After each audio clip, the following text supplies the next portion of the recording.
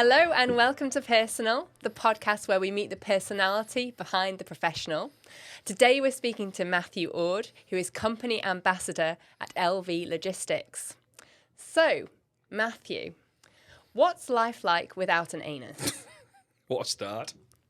Amazing. Well, it's no pain in the arse, I can tell you that much. But yeah, I hope this is the theme of the whole podcast. That would be great. It pretty much We is. maybe should contextualise that for some of the listeners. Yes, yeah. So, you had a massive operation, was it 2 years ago now? Year gone February. Okay. Valentine's Day, to be precise. Perfect. And when your wife's got a florist, if you Yes. can pick a date, that's the one you'd Oh, pick. bless you. Can you put that first question into context for everyone? Yeah, so around 20 years ago, I was diagnosed with colitis and a long spiralling hamster's wheel of medication, flare-ups and steroids resulted in me being taken into hospital October 2 years ago in what can only be described as undescribable pain. Taken in by ambulance and then 2 days later realised that it was due to the medication that I was taking for my colitis that my organs had swelled. Oh my goodness. I don't know what the right It word doesn't is. sound But good, yeah, whatever. no, it ballooned up, and that's obviously quite dangerous. It was only 5%, but you can imagine it wasn't comfortable. So No. at that point, I decided myself to look at other options, and the doctor suggested major surgery, which included removing my bowel, anus, colon, large intestine, and a couple of other bits. So yeah, and here we are. But I mean, it just sounds so significant. I mean, and I genuinely meant that first question. I just can't picture how it's. Yeah. What's So it life like? without an anus is pretty good. Life without all them things is much better. So there's a sort of yin and yang, isn't there? So it was significant, but actually my life is so much better. So much better. So before the operation, I'd be going to the toilet maybe 30 times a day, passing blood. 30 times. Oh my goodness. In a flare-up. And then sometimes less, but an average day would be sort of 12 or 13 times. And you get about 15 to 20 seconds to get to the toilet. So you can imagine the meetings you're in, the more stress you're under, the further you are from a toilet, the harder it becomes, the more frequent you're going to go. So it's really draining. So you get through work and you'd sort of look all right to some degree. Some might argue that. But then you'd be at home and you'd just have nothing left. You'd just be going to bed, you'd be exhausted. As you can imagine, you're low on iron, you're getting regular iron infusions, and that continuation of hospital and work and home just wasn't much fun. Oh my goodness. I can imagine it's so stressful because what would you have done on today, like for an hour's podcast? Yeah, you'd have to probably eat nothing. And if you did eat something, it'd be sort of dry foods. And you just certainly wouldn't be having a coffee or any liquid because that would pass through you quicker. So it was one of the things that you didn't wake up and it was as bad as it was the day before the operation. It got progressively worse over that period of time. So sometimes you don't really realise, do you, that it's got worse and worse until you look back and reflect on where you are. Yeah. And were you quite open to people about it? Not really, no. I mean, it's not something major, is it? I don't think colitis and Crohn's, unless you've got it. And on reflection, it is. Yeah. But actually, to say to somebody, I've got Crohn's, they just go, oh, okay. But if you say, I have cancer, it'd be like, oh, wow, how has it happened? And what's the impact? And how do you manage that? So I think it's a slightly different illness to the sort of the more common ones that cause huge issues. But a lot of people with stomas have had cancers. It becomes quite normal. Yeah. And do you think it's something because it's down there, people don't want to ask any questions? Yeah, bum and poos and nobody really wants and to ask. vaginas, Well, just to throw that word in. It's a good word. It's not my favourite, but we won't go into that. A lot of women suffer with colitis and Crohn's and polycystic ovaries, and all them things can cause you to have a stoma if conditions are prolonged. So really? the girls are really good at talking about it and showing it. If you go on my shout out for my little Instagram page, which is Baghdad, because I'm a bag. I'm a dad. I'm not a bag. I'm a dad with a bag. And the girls are there showing it off and being quite proud and exposing that to help others. So where the boys, mainly the men, like me of a certain age, you probably think that's a bit of a stigma and not so great. So that's why I've tried to put myself out there and explain that, talk about it, open it up and get people to chat to each other and see if they can make the right steps to make their life longer and healthier. Definitely, and that's something that I think is brilliant, and it's one of the motivations for the podcast, to remove stigmas associated with certain conditions that you just are seen to not talk about in the business world. So the result of this massive operation was that you do have a stoma bag now. Yeah. What's life like with a stoma bag? It's amazing. Again, from where I was, it's just amazing. As I explained, that was pretty gruesome at times, and if I use the word caught short a few times, you can imagine. Yeah, well, you're in situations, you go for a walk and you're constantly worried about where's the toilet, where do I go? You're constantly carrying some tissue paper, you've got to run off to get somewhere and you might not have time. It can be really difficult. So a life with a bag is, I'm probably going now. Who knows? You don't feel it. There's no sensation. And you just, I change my bag probably every other day. It takes about a minute and a half. And it's stuck on pretty firm, and it is just here, and it's my small intestine that sticks through my stomach. A bag goes around it and fits, and then the waste just goes in there. It's not waste like normal people have, because I don't have a bowel for it to form in, so it's a bit like food. Really? So it doesn't smell like normal poo. It's just like food. So I always say it smells a bit like a school canteen to some degree. It's just food. It's just passing through you. So that's crazy. Yeah. I mean, it's a bit mad. It's isn't amazing though that there's this science. I don't need all them things that are in my body. I just need a bag. So they've removed the rest. Yeah. And you must save so much time now, especially going to the toilet 30 times. Yeah, you can imagine. Plus, it's not nice, is it? If you're on the toilet, you're passing blood, and you're sitting, you're worrying, you're concerned, and you're thinking, how bad's it going to get? And and it all sort of came to my head when Nancy was born. I was 4 now, so at 2-year-old, I'm sat there thinking, I've got no energy for her. I can't pick her up. I'm tired all the time, and we can't go for walks. And she was starting to walk, all that kind of stuff. So, in the back of your head, you make a conscious decision. So, yeah. Oh, it's brilliant. And she must ask questions like what it is. So she must see it as being, it's a normal part of life, which is good. It absolutely is, yeah. And we named it Dennis after my granddad, who also had one. Oh. But we didn't know until he passed away. Well, I didn't know until he passed away, because he was probably ashamed of it. Oh, wow. Ex-Navyman and probably a proud man. He had various cancers, so he had it removed, and then he had a stoma bag, and didn't really want anyone to know, which is understandable, I think, given the age of him at 80-odd years old. It's just a shame, isn't it, that he's gone through his whole life, and even that you didn't know his grandson. Weird, isn't it? Yeah. And then I get one. Yeah. Aww. But Nancy loves it. She helps me change it, and she talks to him, and it's just Dennis. It's normal to her, I love that. It's fun, isn't it? Brilliant. And I take it you must have to keep the area very clean if it's exposing your small intestine.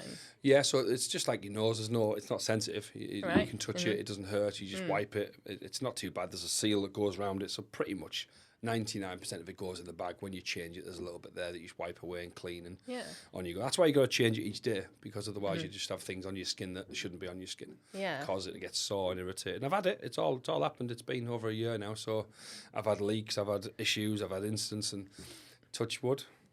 I'm on the path to sort of. I think I've tackled them all. I've certainly had them all. So you're like a master now. Yeah, bag master. Have there been any embarrassing incidents? Oh yeah, one particular one. I was meeting our marketing girl from work, and I said, we'll go off site and we'll have a good chat, and we'll get a coffee. We went to a place in Gisborough, had some soup, had a coffee. I changed it when I got there, and I was wearing a gilet. It's quite gruesome, actually, but I'll give it warts and all. And we had our coffee, had our soup, went and changed my bag again. Well, emptied my bag, sorry. It takes about 10 seconds. Came back in, sat there, and we're working away, doing this, okay, agreed a few things. We were arranging the golf day for work. And I sort of put my hand in my gilet. I was like, oh, yeah. I was like, why is it wet? Then I realised it had come over the top of my bag. The seal had broke. Oh. And this story gets a lot worse. And then I realised something was on the floor. It doesn't look like poo, as I said. It looks like food. So I've said to Katie, I'm going to have to go. And she's like, yeah, no worries. I said, I'm really sorry, but if the sooner I go, the easier it is. So I'm literally getting out of this cafe, and there's I wouldn't quite call it a trail. There was a few spots on the floor. So she then said, can I have some blue roll and I'll clean it up? I went, no, we'll do it. And she's like, no, I insist, I'll do it. I'm like, no, really, we'll do it. So she went, okay, fair enough. So anyway, I get in the car, conscious, and it's all like sort of leaked, and you're a bit annoyed with yourself, so I'm probably going a little bit quicker than I should. And I get to a set of traffic lights on the back road, and I've sort of crept through the lights almost, and look behind me, there's a police car. So anyway, he just put his lights on and didn't actually pull me over, so I thought, he's just telling me that I shouldn't be doing that and behave yourself, and off I went. I got into Ormsby Bank, and he put his lights on again and pulled me over. Oh, no. So I wound my window down, I went, you okay? He went, yeah. He said, are you? I went, no, I'm covered in shit. And he went, sorry? And he went, What's that? So I told him, said I've had an operation. It's leaked. Obviously, he was wanting me to get in the back of his car, and he sort of looked and went, "Stop creeping through the lights," and walked off. So I got away with it. I got home, got changed, and sorted myself out and came back to work. Yeah. Oh, bless So you. it can be tricky, and that's just to give you an idea of like the preparation that now goes into most days. It's not just get up and go to work. It's get up, what you're wearing, how you're going to wear it. Is the bag clean? Is it clear? What are you doing today? Are you doing any physical activity? Going for a walk? Because the more you're moving, the more you're doing, the more likely it is that it could come off. Yeah, wow. At least it got you out of that situation, definitely. I think he was only going to tell me off. I'm sure he was. But I think any time, quickly mess it up a bit. Here, police officer, have a look. Or if you're out somewhere, you don't want to be, I'm sorry, I'm going to have to go, guys. Look what's happened. Oh, my goodness. And like, I hope you don't feel that this is trivialising it, but for a woman on a period, often, that's the way it is. Yeah, you got to pack, have you got all your tampons, pads for the day, no extra, different. I've said things. this to Catherine, obviously I'm surrounded by all amazing women, and at some point they're all going to have to go through them things that ladies go through, which is a challenge every month of their life at some point, isn't it? Up from teenagers to whenever. So yeah, it's just a different liquid, isn't it? Yeah, I mean, for the minute for me, my biggest leakage is from my boobs. But All right, breastfeeding great. still. Yeah, Good. I just thought I'd share that with I'm glad you. we've got vagina, boobs and poo all in. But hey, it's true. It's a part of my 100%. working life. I have to breast pump in the car. Quite often it leaks. Yeah. And, today I'm You've got not. to be cautious of what you're wearing in case it comes a jumper. out. Yeah, no, and I've seen it. I've turned up to meetings before and I've just been honest. Look, I'm covered in breast milk. Yeah. It's just a fact. But I love that though, isn't it? Yeah. It's just that's the easiest way. No one's going to go, oh, gross, get out. yeah, But exactly. that is what we think, isn't it? That's Yeah, the perception we think others will have, but often it Yes, isn't the case. yes, general leakage of all sorts of areas. Back to the bag. Have you had any negative comments about it from anyone? Yes and no, not really. So in my head, I don't really see criticism. I just see it as like a lack of understanding on other people's behalf. So I went on holiday June after my operation last year in February. So that was the first thing I did. And I was going away to play golf with the guys. I said, look, if I can play one round and I'll just sunbathe and be happy and relax and everything else. And in fact, I ended up being quite active and did really well. But I remember being around the pool in the villa and the guys were like, oh, yeah, they knew about it and everything else. And they were asking questions. And then we went to the beach the next day and I was the same, top off, shorts on, walked into the water, had a swim, come back out. And they went, oh, we knew you wouldn't give a shit, but we didn't realise how much you wouldn't give a shit. You literally weren't bothered. And walking down the promenade, and the lads had gone to get a curry, they've got to get a takeaway, and I sat outside on a little table bench. An elderly couple were walking towards me, and I could see that he'd seen it, and she hadn't. So I was just keeping an eye on him, and as they went past, he nudged us. He went, see that? And a few steps further down the road, she turned around and looked, which is fine, isn't it? But I would have loved to say, oh, do you understand it? And do you know why? And they probably do. They probably understand it. So I wouldn't say negative, really. And if they had, I mean, generally negative comments are said behind your back, aren't they? So I dare say someone's had an issue, but... And maybe he had one too. Yeah, so or he had a friend. Yeah, or, yeah. And they were probably a little bit more... They would have covered it up a bit more, I suppose. Yeah, or maybe they would talk about how they thought you were brave, visibly they showing it. I heard him mouth Superman. I'm not sure that's true, but no, I made that bit up. That's just general, isn't it? Even before that. I've got the cape. Yeah. I know we were talking a little bit earlier, but my cousin was involved in a car crash and she has a scar on her face, and she's always said she'd much rather people asked her about it rather than just stared or kind of whispered behind her back. But yeah. Yeah, I think with me, it's like something that you have to verbalise because it's not unsure. I mentioned to you earlier about the lady with the birthmark who I work with. Mm-hmm. I think the natural thing is as a human to look. Mm-hmm. And I don't think we'll ever move away from that because if something draws your attention, that's a natural. You haven't gone out of your way to look. So you're right, I'm the same. If people said, oh, what's that? I'd be much happy to tell them, and they're sort of sat staring and I don't want other people to be uncomfortable. And I'm more than happy, as people know, I'll talk all day long. Yeah, I know. I think it's just sometimes more curiosity. Yeah, it is, yeah. I think it's the way you ask as well. Like, what's that is very different. Oh, what's that? Mm-hmm. It's not often it's how you say it, isn't it? Definitely. And I do think often people think that a stoma bag is full of poo. Yeah. Rather than, it's empty right now. Rather than school food. Yeah. I wouldn't feed it to anyone, but that's the smell. It's just weird, isn't it? Like how you associate that because it is just food. Yeah. It's chewed up food. Yeah. That's all it is. And why is that bad, it's dirty not, it's thing, not. It's not. You're right. So it intrigues me how you've got no feeling when you're going to the toilet. No, none. Yeah. None. So I still go for a wee normally. Yeah. So that doesn't pass through the bag. So therefore, with it just being your waste, it doesn't fill up loads. Yeah. So sometimes if it's really active, you can feel it a little bit. Okay. But if you put your hand on it and sat for an hour, you'd feel something. But actually, day to day, walking around, moving, office, talking, chatting, doing meetings, you don't feel a thing. And all of a sudden, it'll be a little bit fuller. You'll see it just sort of blow out a little bit. I'll just go to the toilet, and literally, there's a little seal on the bottom. You just fold it down, bit of Velcro, and it just empties out. You wipe the bottom of the bag and roll it back up, Velcro it, off you go. And you just put it in the toilet? Yeah. Yeah. Like anyone else. So sometimes I kneel, because I'm quite tall. I found out quite quickly. Splashback. Yeah. Yeah. And you're very conscious of it. So, yeah, and that's the only difficulty. Like, sometimes you're in a public toilet, you don't really want to kneel. Yes. Yeah, you can imagine. So I'm very cautious of where I go, and I'll use a disabled toilet if I can, which I'm allowed to because it's registered as disabled. Yeah. Although I didn't, because weirdly I needed it more before I had the operation, because I had to run to toilets. Whereas afterwards I'm fine, I can wait. So, but I will use it if I can, just because there's a bit more room. You can get on one knee, you can clean the floor, which would look a bit weird in the Madison toilets in a nightclub. Oh yeah, I'm forgetting. Obviously, men's toilets, it's all very, there's not the cubicles like there is in a female toilet. It's not much fun. Okay, yes, I understand. At home and at work, it's dead easy. Yeah. Otherwise, everywhere else. So I emptied it before I came here. You never know where you're going. So just to keep an eye. So probably 4 times a day Right. is the maximum. Wow. But you could do it once. It's just that if you don't want it to fill up too much, you just keep an if eye on you're it. going somewhere, empty it, and you get in that habit, it becomes, before I leave, I'll go into my bag. Yeah, I suppose it could be quite easy to forget. Like, what if you got drunk?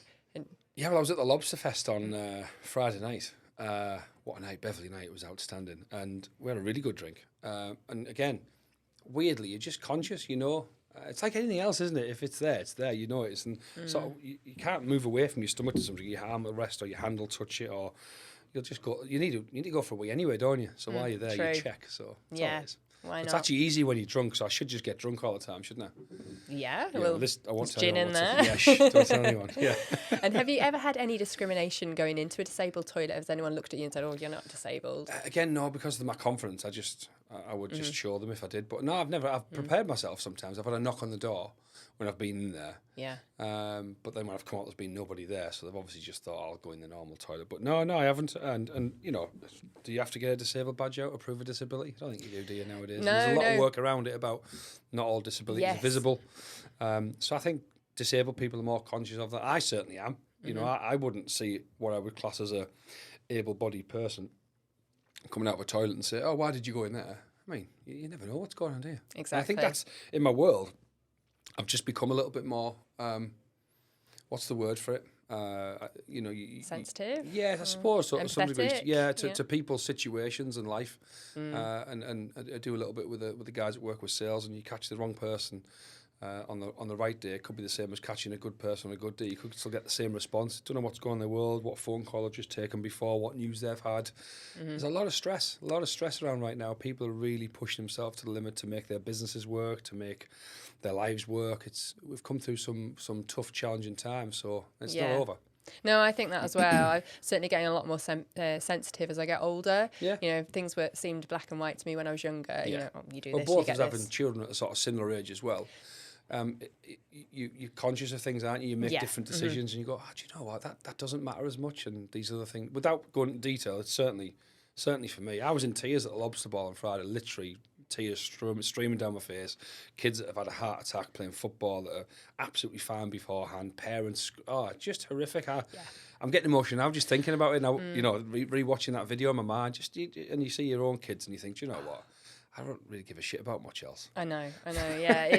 Yeah, definitely those feelings weren't there as strongly as they are now. Yeah, before. you're still empathetic, aren't you? It's like, all right, I'm really sorry about that. Yeah, there's £10, I'll sponsor you. Bye. And it doesn't. Now I'm like, how much do you want? Like, what can I give you? What can I afford? How do I help? And that's the world, isn't it? And I like to think there's more of a culture of kindness. Yeah, definitely. These days. Yeah, both at work and at home, I think. Everyone's a bit more aware of things, aren't they? Definitely. I was at a networking event, and I don't really get out networking that much, having children. And I just thought of it back to kind of when I started business 14 years ago. Just the atmosphere was just so much more lovely. Everyone was supporting each other, and I just think that's nice. It's different, isn't it? And I think that's one of the sort of softer benefits of having more women in business. Women at these... When I first started networking, I'd be lucky if I saw a woman. And now it's like 60-40 in favour of women. I'm like, this is much better, and women are so much better. They care more, they listen more, they understand more. the memories for the women that I go networking with, they'll be like, oh, that's so-and-so, we've met them at so-and-so, and they've got a 3-year-old, and I'm like, oh my God. Because it's in them, that instinct, isn't it? Yeah. So anyway, I won't talk too much on that, but yeah, it's great to see more women around. Brilliant. So then, any regrets of having the operation? No, definitely not. I mean, if someone said to you, you can live longer and healthier, there isn't anything you can put on that. No money, no time, no. If Eddie said the bag goes on your face and you're going to live longer and healthier, I'd have put the bag on my face. It just... That would have benefited us all, really. Bag head, bag face, bag dad. But yeah, no, I don't know. Like, is there something you wouldn't do to live longer and healthier, especially when you've got kids and that's what's in the back of your mind? My life was getting shorter and shorter and shorter, and I probably still won't live till I'm 80, but you know, there's a good chance I'll get to mid-60s, hopefully 70s, and then I've got a chance to see Nancy get married or whatever she decides. And that's... Yeah, that's massive. I never used to think about dying as much as I do now. And being an older mum, it really plays on my mind. Cameron... 53, 54. Yeah, exactly. Were, So... That's my inches around my waist. But yeah, Cameron asked the other day, I can't remember what it was, but it really made me aware of my age. And I thought, goodness me, so if you have children when you're... So... Yeah, it was about 36 when I had Cameron, and about 39, 30. Yeah. It was only a year ago. I can't remember. But anyway, you know what I mean? Late 30s. Yeah. And so I'm thinking, if they're about the same age as I was when I have children, I'm going to be about 80 if I make it. So that's really made me aware of my health and doing anything I can to try and extend that. Has this whole thing obviously made if your kids already got boyfriends and girlfriends in preparation for that. Yeah, they do, you know. I'm encouraging it. Definitely. And I'm also conscious of the world around us and how things have changed. I read a stat the other day that children born after, I think it was 2002 or 2005, will spend 52% of their awake life looking at a screen or a phone. It scares me. I've consciously made an effort now to reduce my screen time every week, and I've even looked at these apps that you pay money for that turn it off at a certain time. There's nothing there. I'm not interested in anything. I don't know why I even do it. It's just like... It's an addiction. You're not doing the things that you should be doing, not going to the gym, or we'll all moan about not having time. I tell you what, put your phone in the bin for a week and watch how much more productive you are. Definitely. It's weird. I mean, work aside, take everything off your work laptop, apart from your emails and maybe things like LinkedIn and Excel. And I guarantee you'll be 50% more effective. We've crept into this. Remember when phones weren't allowed at work? Remember, like when phones first come out, I worked in a call centre, so they were banned. Like you couldn't even bring them into the office. And then if you were seen on your phone, it'd be like, oh, what are you doing? You're just on Facebook. Now, if you're on your phone, people probably realise that you're doing work or it's an email or... I mean, I'm not, but other people in our office are. I'm joking. Sorry, guys. But yeah, so it's I do worry more about the future.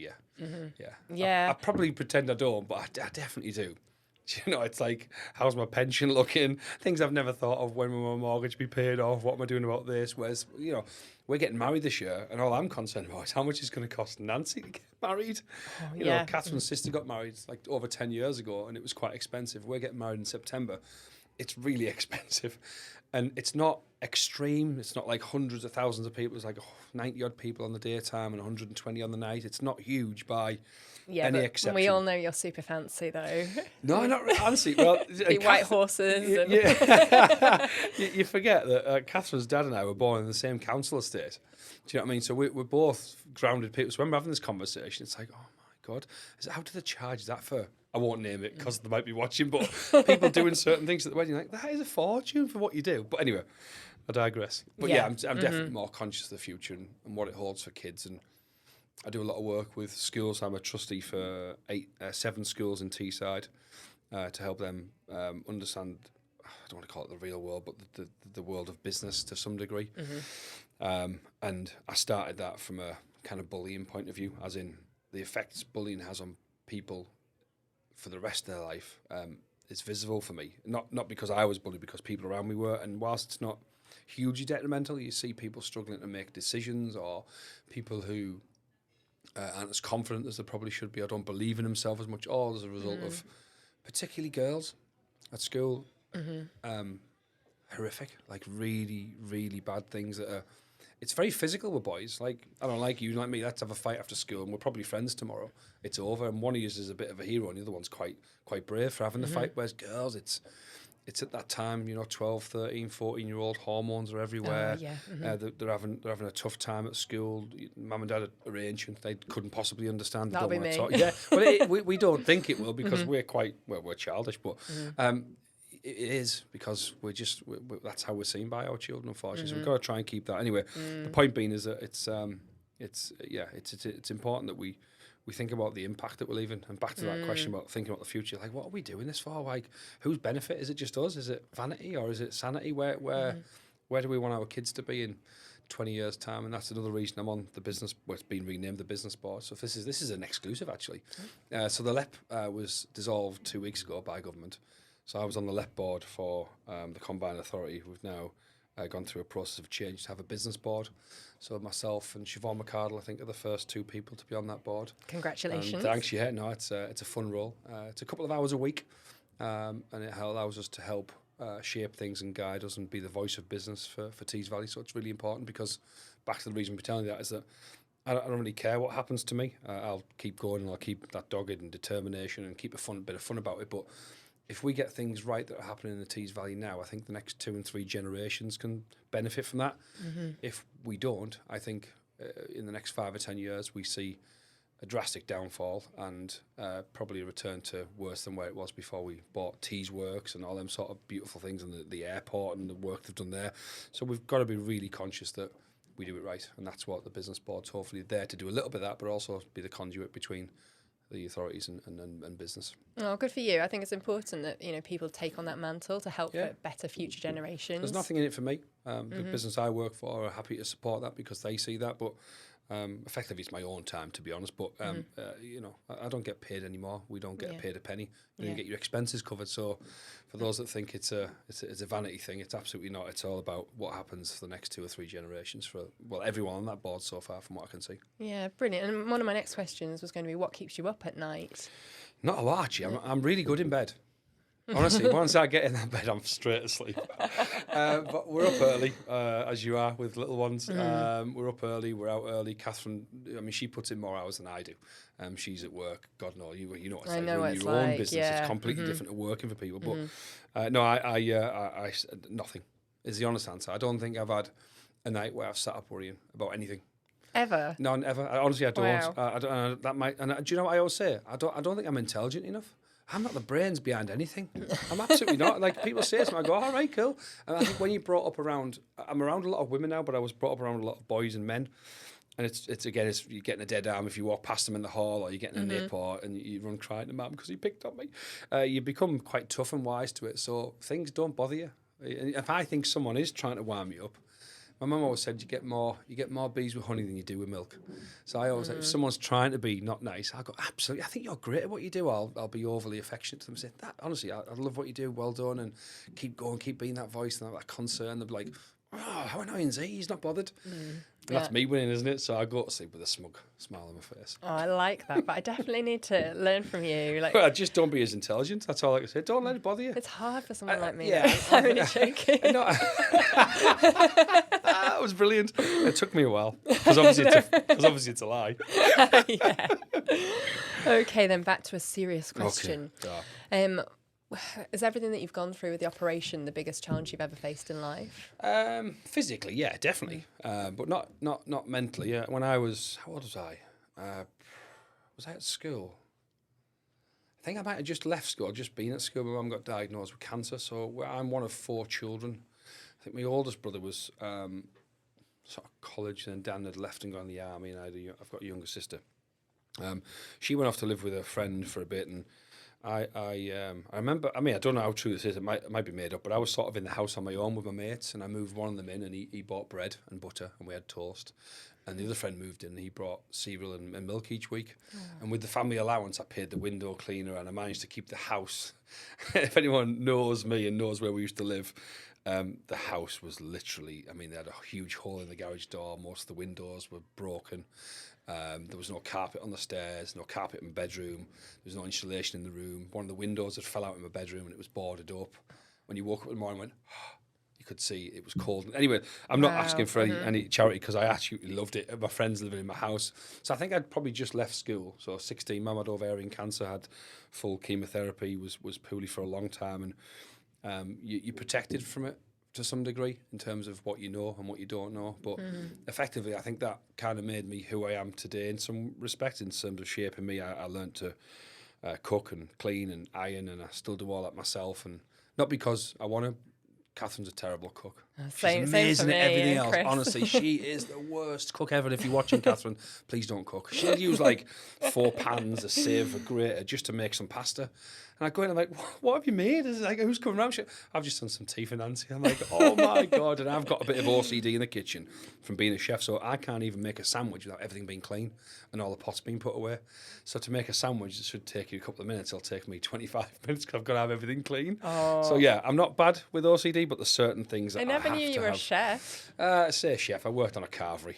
So, you know, I can Amazing, cook. though. I can cook, yeah. Brilliant. Does that make me more attractive? I think it does, doesn't it? Oh, definitely. Yeah, Yes, I'm much good more cooking, attracted to good you now. looking, good. Anyway. But anyway, yeah. So hard growing Yeah, no, up. it was. Yeah, and when you were a young boy, and your father wasn't around at the time, and you take on that mantle of sort of looking after people, looking after your little sister, and making sure the house can work, and you know, you're still going to work every day. Split shift. You got friends staying there. You got to ask them for money not because you want it, because you need it. And they were paying like £2 a week, which sounds like nothing, doesn't it? But I mean, I'm old. It's like £1 million an hour now. Has that made you more determined to succeed in business? I don't really have a level of succession. I measure things differently. I measure things like when I get home and how content we are and how much of a family, how we can talk to each other. We're comfortable. We don't, you know, we're not penny pinching, but we're not rich, so we're all right. We're just in that middle ground where I think most people are, you know. The more you earn, the more tax you earn. If someone's off you £5,000 extra a year, what difference is that really going to make once you've paid tax? It's like, it's nothing. So just be content with what you got, be happy, focused, determined, want to be successful, but I don't have it as a huge kind of, what is success? Yeah, Your success is completely different to mine. And I agree. Is it money? For a lot of people, it's money. For mine, it's certainly more about health and family now than it ever was. I don't really... Yeah, mine is richness, but not in money. You know, I think money is a nice byproduct, and don't get me wrong, I'd love some more of it. Yeah. But rich in love, you know, how often do people judge success and how much love you give or have? Yeah. Be nice to people. I've sort of made a career in helping people. You know, LV are very supportive of what I do in a holistic way. Sorry, we're not talking about, but you get the idea. They're the sort of heartbeat of everything I do and all the things that I'm part of, because they know what comes back. Sorry to interrupt, but just a quick word about our sponsor, Be Daily. I've been subscribing to the Be Daily now since starting my business. It provides relevant and informative information directly to my inbox, not just about the North East, but also national news. If you're interested in subscribing, we'll put the link in the description box so you can get the business news directly to your inbox. Now back to the podcast. Absolutely, I don't go up to people and say, I'm going to do you a favour, I'm going to introduce you to so-and-so, and you're going to get business, and I want a bit of yours, and I want a bit of that. I just go, as long as you're happy and you're successful, crack on. I've just had a phone call before we come in from a person I won't name, but we're struggling, this is what we're at, would you help? I said, look, time's more expensive, I don't want your money, but if I can help you in some way, let me know how you see that happening, and I'll support you. So that's kind of how if that's how you want to be successful, then I think I'm extremely successful. My phone rings, can you help with this? Can you introduce me to so-and-so? Do you know someone? Can you get me involved with this? And often the answer is yes, because I've been really lucky in the employment I've had and the support I've had from them people. So again, you know, if they paid me an extra 10 grand a year, I probably wouldn't be that bothered. I go, okay, great. I don't want to take 10 grand off me though. I was going to say. In case they're listening. But you get what I'm saying. It's not, how do you feel? How do you actually feel every day? Yeah. Like that's more important than how much you've got in your bank. Absolutely, I agree. I drive a Hyundai, for God's sake. You know, I'm not in. I shop in Marks and Spencers or Next for clothes. If they don't sell it, I'm not wearing it. Amazing. Is that a plug? You like to do that? Yeah, I mean, we've got Marks and Spencer's chocolates we have, here. yeah, fabulous. Big fan of the M&S. Oh, you're not kidding. On that subject, and it'll be going straight into the bag. That's the question. Do you know how long it takes for once you eat something for it to filter into the bag? Yeah, not long. Like if I was to, if the more active you are, the quicker it'll obviously pass through as with most things. So I reckon if I won't name the food, but if I had something at 10 o'clock on a Saturday and went and played golf at 11, by half 11 it'd be out. Interesting. And have you started to recognise? Oh any yeah, foods? 100%. Yeah. That's so it's weird, interesting. isn't it? I know. Is there any food that's really recognisable? Well, the obvious ones like sweet corn, mushrooms, yes, stuff that doesn't really digest anywhere. But and smells. So if you're having fish food or you're having food that smells like Mexican food, then it smells. It's like if you left a pan of whatever you had last night for tea and went downstairs. That's what it smells like. Yeah. People think it's gross, but I don't it think might it's be gross. to some people. But I find it interesting. It's not that smelly, is what I'm trying to get at. Yeah. I've got a really gross question. Go on then. Like, so is it edible? Uh, Because it's not the full waste process. No, is but it? if you think like liquids, coffees, that sort of stuff, all the liquid out of it would sort of, I wouldn't call it ferment, but it would settle for a period of time before it passed through. So it would be edible, yeah. But then again, to some degree, the other stuff that other people put out is probably edible to some degree. But yeah, so it's definitely more edible than that, put it that way. So you can physically recognise things and smell things, yeah. There's a type of coffee, isn't there, that passes through a type of cat? Yeah, Yeah, that's right. people It's quite expensive. Yeah, I've seen that. I was thinking you could be literally sitting on a gold mine. Sorry. Well, on that subject. You are genuinely one of the funniest and happiest people that I know. Is this something that comes naturally to you, or have you had to work at it over the years? I'm really sad to tell people, it is. Like, I'm not here with a persona. I'm not pretending to be somewhere. I've made a couple of notes that I've not read. This is just how I am. I can't help it. And I know that might be annoying to some people go, no, he must go home and kick a cat. I'm allergic to all animals, so I wouldn't do that. But yeah, no, I don't. And am I like this? 100%? No, I sometimes have quiet moments. I sit at home and I like... When? Catherine's not seen them either. I do. I'm not... I don't know, like, I suppose... I could be a bit grumpy, I think, at times, but like Catherine says, in a lovable way. She went, oh, he's so grumpy, just ignore him. Like, someone will ask a question, I'll just be direct. Say, no, we're not doing that. It sounds crap. Like, my family all ski, and they're determined to get me skiing. And they even set up, and they don't think I know this, but I do, they set up like a little WhatsApp group with Catherine in it and not me, saying, tell him we'll do this and tell him this happens and just drop it in gently. And I knew about this WhatsApp group anyway, but she didn't. So I was like, yeah, by the way, Catherine, I'm not going skiing. She's like, oh, I think you'd love it. And Nancy might like it. Well, you go then. I'm not going. I would be the Michael Schumacher at Teesside. Like, I'm what, 19 stone. I'm 6'4". If I get going, what's stopping me? I end up either me or someone else will get seriously injured, and I don't need a holiday like that. Yeah. It's not a holiday. And they went, oh, but you can be on the slopes drinking. I was like, I don't drink that much, and it'll be expensive, and I'm tight. Yeah. So no, I'm not. I mean, I get that. Chris took me skiing after persuading me for ages. Yeah. I think you look great in a ski suit, though. Oh, I hated it. Yeah. I was still cold. It wasn't. Yeah. That's what I mean. I don't like being cold. I don't like snow. I don't like the idea of it. It sounds like a lot of hard work. Everyone says how many injuries they get. Yeah. People I know that are really fit come back like, oh, I've broke my pelvis or I've broke my leg. I'm like, what? Why? You go to war, you don't come back with them sort of injuries. So no, I'm a beach kind of guy. Oh, me a too. Beach in the sunset, just Yeah, that's my type of holiday. Yeah. Have you had any really dark moments in your life? No. I think what's a dark moment? Like I've never ever thought about suicide. I've never thought about, like, personally myself, I've thought about it for other people and how they would get to that point and try to support them. But yeah, no, I've not. I mean, my mum having cancer was obviously difficult, but I think I was at the right age then. And it's a bit like having. How old were you? I think I'm trying to work it out this morning. I think I was 16. I think I'd left school. My mum and dad divorced when I was like 11 or 12. And then my granddad died. Yeah, I think I would have left school. So I'd have been working in Kel's restaurant as a waiter when it happened. Split shifts. My God. Going in at 8, finishing at 12, going back at 5, finishing at midnight. Anyway, so so I think I was probably 16, 17 then. So there's never a right time for a child to hear that its parents have got cancer, but when you're busy and you've got stuff on and you were protected for it to some degree. So I had dark moments. I remember being upset at times and probably crying and doing all the normal stuff, but I never actually worried about it. I never thought Mum would die, and thankfully she didn't. She's still alive and really annoying now, so that's great. But yeah, and I don't think I ever thought she would die. I think that's probably the point. Right. That was never mentioned, even though if I went back knowing what I know now, I would be really concerned. Yeah. So protected to some degree. So yeah, no dark moments. Really haven't. No. And that's not because I'm trying to be brave or strong or any of that. I live my, like I said earlier, I don't know that I'm that intelligent. Things don't affect me like they affect normal people. I don't worry like some people do. I don't get down about stuff. I just go, right.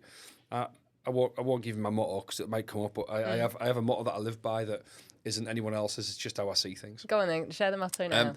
So I always I think it's like be the brightest light in the darkest moment. So I've done a lot for. I haven't done a lot. I've done a lot with other people to help other people. So my goddaughter passed away just about her 18th birthday. Dion, she's my best friend's little girl, and when you see what they go through, and to talk at her funeral and to carry her coffin and to see heartbreak, you really haven't been challenged. And the world is only difficult now by the things that we do to it. And that sounds like I'm with Greta Thunberg. It isn't. It's just about like our grandparents of sort of our era probably would have fought in a war of some sort. So that's not always physical. Your gran would have been at home waiting for husband to return. Imagine that now. Imagine not knowing. There was no communication. You didn't know if it. So now our lives are not difficult. Life can be challenging, and you've got to get through different things. But it's a mental world of war at the moment, not a physical world of war. Yeah. So when people say life's hard, how hard is it? Like what? And it'll be self-inflicted 9 times. I'll go, well, don't do that. Stop looking at that. Put that and it's so.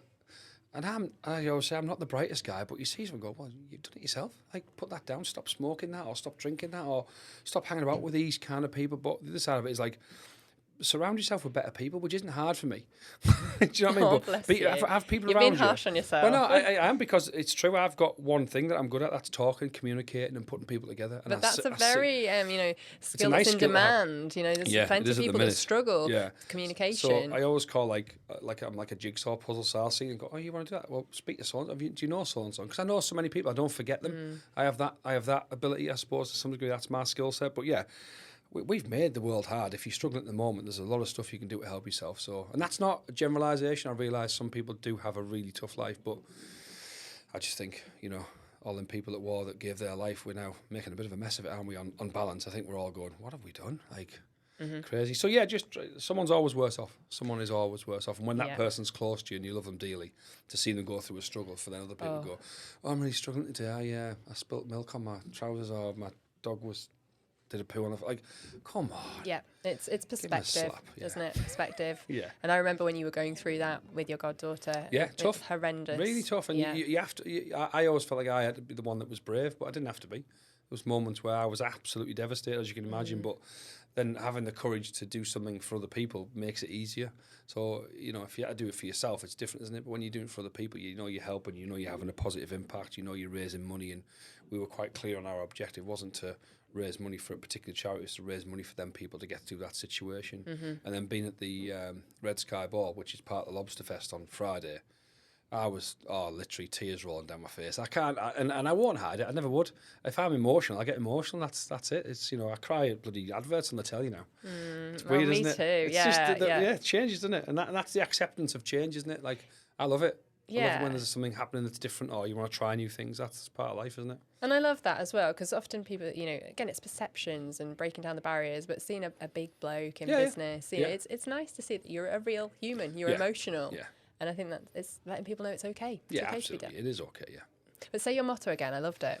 So, be the brightest light in the darkest moment. Aww. So it's like helping other people, isn't it? Like, sort of, I don't know, I'll try and go in, right, okay, guys, let's go, we're going to do this, we're going to get that. And that's not easy. I remember the day of the funeral for Dion, and we're up in Lossiemouth, which is where her mother lived.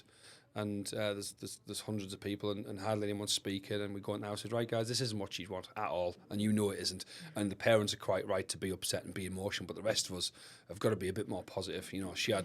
She met with Ed Sheeran, she had pictures of JLS and Ed Sheeran on a coffin. She wanted it to be a fun day she had that time, and she made me promise her something that I made people stand up, and I said she'd want you to stand up at this point and then sit down, and then stand up again, and now sit down. And they were like, what's he doing? And she said, see if you can get and do it 5 times before they realise what you're doing. So them little things, and I was like, we've got to try and be more positive, and that's how she's remembered, hopefully.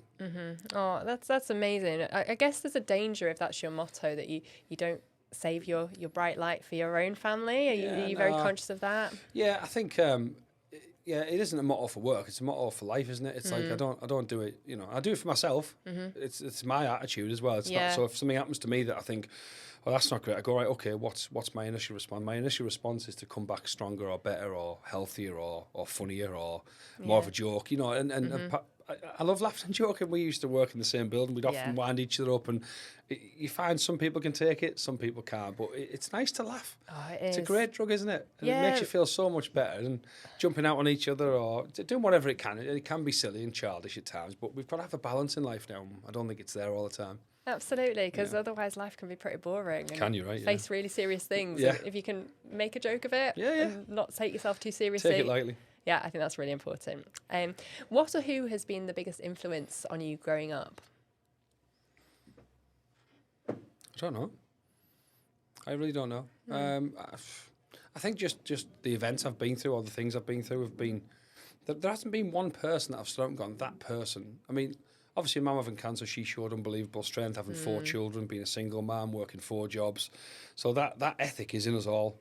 Between the 4 of us, brothers and sisters, none of us, apart from maybe a day here or a day there, have ever been out of work. We've always worked and took whatever it has to be, whether it's a waitressing job or a job in a factory, whatever it would be. And we've all, without going into detail, all been relatively successful. We all have good, well-paid jobs, and because of hard work, not because any of us are geniuses or any of us have done brilliantly exams. In fact, my oldest brother Simon, he was a great artist. He probably did the best in his exams, and he works in a great job. But I dare say that he, through academia, was the best. And in business, he's probably got the hardest job out of all of us to some degree. Yeah. So, and it's like when you have children and they're growing up and they're the first to walk or first to crawl. I'm like, there's no science in that, sweetheart. There's no science that your child walked before mine, that your child will be better than mine. Like, and it does seem like a competition at sometimes. It and does. You can imagine me in them situations. I was like, listen, he's no Einstein, trust me. Oh, no, you're right. It's easy to get carried away. Yeah, you want to be doing. That's a natural thing in parents, isn't it? If you're James Dyson or Richard Branson, you will still want your child to do better than you did. And if you don't, then there's something fundamentally wrong. Yeah, Doesn't matter how well you have or haven't done, you will strive to make sure your children are more successful. And that's what makes the world competitive and better and stronger. But and there's nothing wrong with a bit of competition. No, absolutely not. I love it. Yeah, it's healthy. Yeah, 100%. It annoys me when schools try and eradicate it from sports days and things like that. Yeah, I think we have it in football. I think up until a certain age, they're not allowed to keep score. I was like, there isn't a child in that field that doesn't know how many touches they've had, never mind what the score is. They know. And they're on Facebook straight away after telling them about 7-0 and who scored and from where. So, yeah, it's still there. Yeah, it's healthy, I think. Okay, so what's the meaning of life? Did you? Was I supposed to write these questions down? No. The meaning of life for me, just be happy. I don't have a motto for that. I don't have a thing I stand by. But I think when you are, if you do get the point in your life where you are lying there and it is your final weeks, hours, months or years, I think you'll reflect and go, what didn't I do? What wasn't I brave enough to do? And what have I left? What have I instilled in people? So I think that reflection of yourself is quite good. And I self-reflect quite a lot now. I never used to. So I'll sit there and go, what am I doing it for? And why would it? And it's the child, isn't it? The child, why, Daddy? Why? And when you get down to it, when you keep going with the whys and you keep asking, go, yeah, I don't actually know why I do that. Why do you go to work to get money? Well, you've got some money. Yeah, but you need more. Well, why? And they'll soon get you down to, I'll go on about noticing. I don't know why I'm doing this. It is, isn't it? So I think, true. I don't have a motto for life, but just... I like people that are happy. I like infectious people. Yeah. So one of my best friend, who's best man at a wedding, he literally doesn't have to do anything. I can just sit in the room and I just laugh at him. He's got a funny face as well. But like some people are just there to bring happiness to others, and they bring it out. Yeah, it's fun. You're excited to be around them. You look forward to being with them. That's the sort of people I look for. Yeah. Apparently, if you have a major decision coming up in your life, you're meant to ask 5 whys. And whys. I thought you said wives. Well, we'll have 5 wives. Yes, ask your 5 wives. I've only got 4. Oh, okay, right. But you're getting the 5th one soon, aren't you? Yeah. On that. She doesn't know. On that subject, though, so you are getting married soon. I am. Yes. Yeah. Yes, there is someone crazy enough out there to say. I know. I can't believe it. So that's what I always say. People think I'm mad. But surely the person who chooses to be with me is madder. Do you know what I mean? Does that not make sense? Or maybe more charitable. Yeah. She's just giving back to the community, isn't she? Absolutely. It's like a community service for life. Yeah, she's incredible. Sorry, you can ask me a question. No, it's fine. It's brilliant. But so obviously you must believe in marriage to be getting married. Why is it important to you? It's not. It's important to Catherine. No, I'm joking. Why is it important? If I'm uber honest, it isn't. It isn't that important to me. Like I won't be any happier when I'm married than I will now. It won't change. It won't be up or down. It'll be lovely for us to have the same family name and to be associated, and we've already got a family, so to build something. But some of the values of being married, the white dress signifies that you're a virgin. Yes. We have a child. And there's lots of things that happen in marriage that I question. I always question it. Why is it called a breakfast when it's in the middle of the day? Well, it's because well, it actually isn't. If you delve into history, it's because you would have been married, and that was anyway. So the reason for marriage for me is because I know that I found the person I want to spend forever with.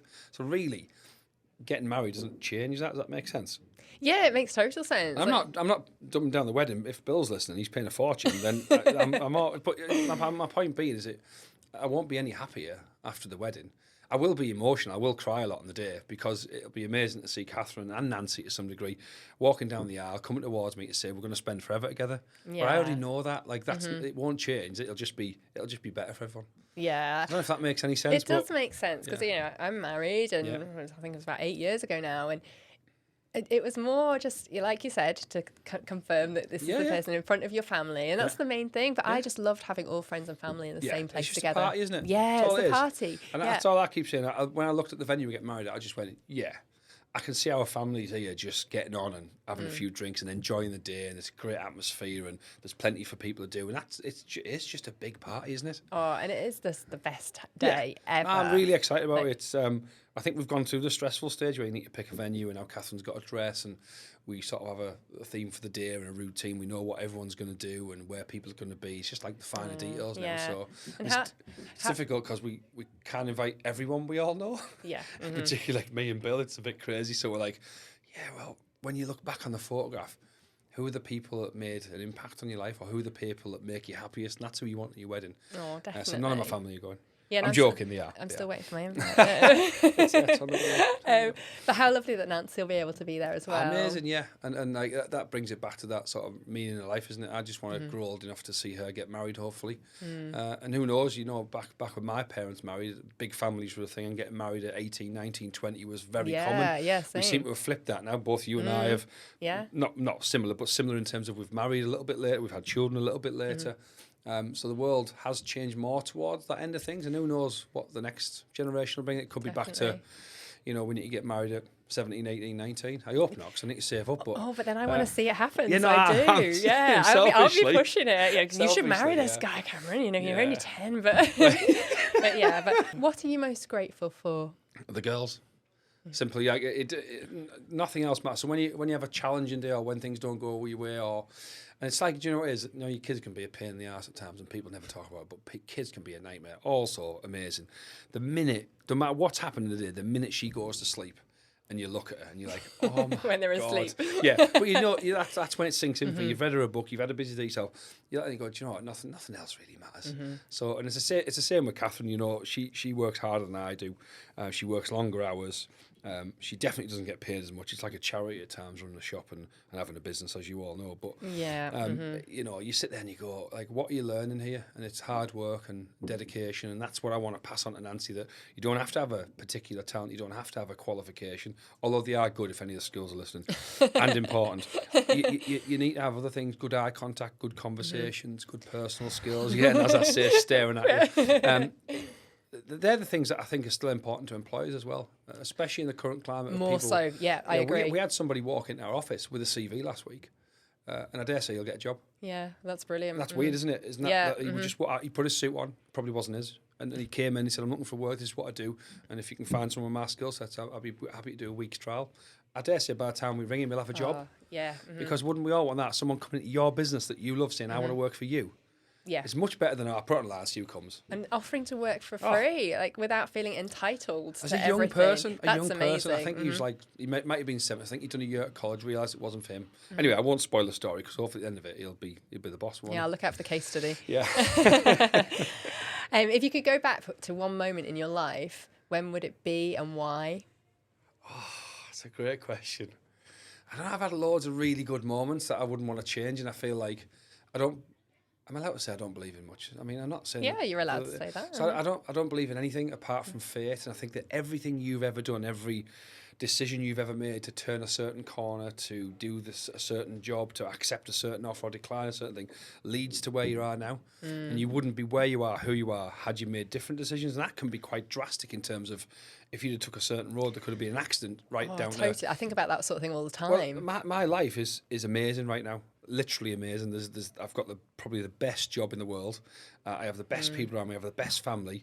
And I met Catherine at a networking event that I wasn't even going to go to. Yeah. And that's just mad to think I wouldn't have what was in my life right now had I not went there. And we met there, and then a year on, so we just chatted. And then I was like, oh, I know your dad. Dead boring story. No, I'm joking. I like how you clarified that you just chatted as opposed to Yeah, getting it on a networking Do you know event. it was the launch of like Baker and Bedford Street in town. Oh, yes. And then they did another event. It was Tees Valley Business Club, Tees Valley Business, whatever we're called now. They did an event, and then they did a year on. How was your business? As in them new businesses, how is it now? Most of them are gone. And we met again. I was like, oh, you're Catherine, blah, blah, yeah, blah, blah, blah. And we were both in a relationship and then not. And then Matt McGough, if you know Matt, Yeah, I Matt do. kind of put us together on Snapchat. Is that just weird? So I think Yeah. he tagged us both in something he put on. It was probably a piss take, knowing Matt. Yeah. And then our first date, we went to a driving range. Our second date, I took her to Holy Moly's, which is an indoor golf place. So you get the theme. I love my golf. Yeah. And the sort of indoor golf was an opportunity to give her a golf ball back and touch your hand. And to me, that was like proper old-fashioned dating. Like, it wasn't like online. It was like, let's see how we get on. And at some point, I was like, oh, I really like this girl, but I know her dad. So I'm going to have to tell him. Because I'd known Bill for a few years. And Yeah. I was like, oh, this is awkward. So I sent him a message, blah, blah, blah. Like, it took me ages to write it. It ended up being quite a short What did it email. say? I can't remember exactly. It was like, oh, hey, Bill, how you doing? Good to see you. He'd been to a match with us, and we ended up getting a few beers in town. And for people that don't know this, and you can out him, and he'll show you. Bill has a huge tattoo on his back of his 3 girls. Oh. Huge. It's rubbish. It's not rubbish. It's great. So if you ever see him, ask him to show you. So we were in some pub in Middlesbrough. We ended up getting a bit drunk, and he showed me this tattoo. I think we got kicked out.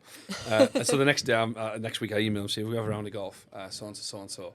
And I can't remember exactly what he put, but he already knew. He put something like, oh, is this you asking for my daughter's hand? Or something like to let me know that you already knew. And I was a bit disappointed because I wanted to tell him, but also it broke the ice and shows you the sort of guy he is, that he's just a competitive piss taker like me.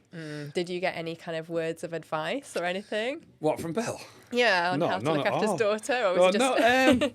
No, not the only words of advice Bill gives me is around other stuff, never around his family. Like, he's great to have around. Like, he is. Like, the pearls of wisdom he comes out. I think he's got a saying about row your own canoe. It's more than that, but it's saying do your own shit. Yeah. Like, no, you're not. There's no handout to you. There's nothing given. You have to go and work for it. And that's his motto. And that kind of, when you're around these people and you're around the people he's around, which are generally great people and good people and better people than me, you're learning again. So I think in the 6 years and 7 years I've been with Catherine, I've known Bill a lot longer. I've taken a bit of that, and people that I work with. I'm always like looking for people that are better. And what do you do about this? And how do you analyse that situation? So I can't remember the question now. I've just waffled on, haven't I? But I can't remember it's either. fine, but it's probably a great answer. It was splendid. So yes, so you've totally thrown me now. But I think we're on to the final question actually before we go on to the okay. The top 10 questions, the ones you've all been waiting for. What values do you try and live your life by? Just the most obvious ones. Just treat other people like you want to be treated. Like, have a laugh, have a joke, don't take it too far. And if people need you to be serious and have a conversation, talk to people. I mean, that's all I'm good at. That's literally all I'm good. I'm good at golf. You're good at loads of things. That you're just talking yourself down. But yeah, it is a really important skill that I don't think enough people have that skill these days. Yeah. That's what we were talking about young people and yes. Yeah. Okay. Sorry, that was the last question. But yeah, just be nice. Be bloody nice. It's not hard. There's a saying it takes more effort to frown than it does to smile or something. Does it? I can't remember that. It's probably lies. But it's a nice thing, isn't it? And I've really not had bad days. I don't have bad days. I might moan a bit. I always call it menstruating. I'm just menstruating. But it's only whinging. I'm not having to go at anyone personally. It'll be a situation, or we need to get out of this, we need to sort this out. Can we help with this?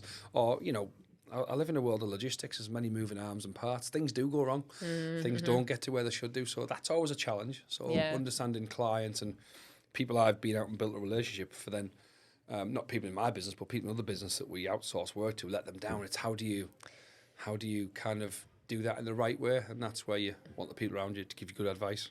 Definitely, and that's a real skill as well. It's just that having the balls sometimes to communicate. And I think my only... Balls is the wrong word there. Yeah, I've still got them. I think the only thing I do live by is that I'll always ask for advice, but I'll always make my own decisions. So that I can only... That will in turn help me teach myself to do better things. So if I said, what would you do with that? And you said this, that, and the other, and that's you, and that's someone else, and that's 5 people. They might lean me towards a certain way, but I'll still make my own decision. That's and that's good. sometimes the wrong one, but I can blame myself and learn from it. Whereas if I go, oh, you told me to do that, that's your fault. That's not the way the world is it? No. Make your own decisions. Yeah, no, absolutely. Well, that's good. So we're on to the regular questions. On a scale of 1 to 10, 1 being worst, 10 being the best, how would you rate yourself at the following? So, how good looking are you? I mean, I know it's obvious, but yeah. I mean, I'm going to refuse to answer that one. There's never been an easier 10, has there? I mean, check myself out. I'm great, aren't I? Well, I clearly thought that, but I mean, good looking. Some people tell me I'm good looking. I'm quite flattered by it. I'd say I'm about an 8. Is that good? Is that a good score? What would you rate yourself as? 8, 7. You're not as good looking as me. No, I'm joking. It's a hard question, though, isn't it? It is hard. I don't think myself as really good looking. I'm not ugly. I get by. Yeah, just average, I'd say. My wife to be is really hot. So I've measured it on that. Yeah, of course. Sorry, yeah. these are supposed to be quick fire questions. I know, yeah. But I am asking you. I've prepared. Yeah, go on then. How funny are you? 10. What's your cooking score? I know you 9. sing. Yeah? Yeah, not perfect. Singing. Oh, 0. Awful. But I still do it. I don't care. Sample? The only song I really know off by heart is Lady in Red. Yeah, that's confirmed 0. How good are you at drinking alcohol? Oh, rubbish. But I'm the best drunk. I'm like the fun guy or the sleep guy. I just get funnier and crazier. I just fall asleep. I'm never... I see these guys being aggressive and getting... That's absolutely not me. Yeah.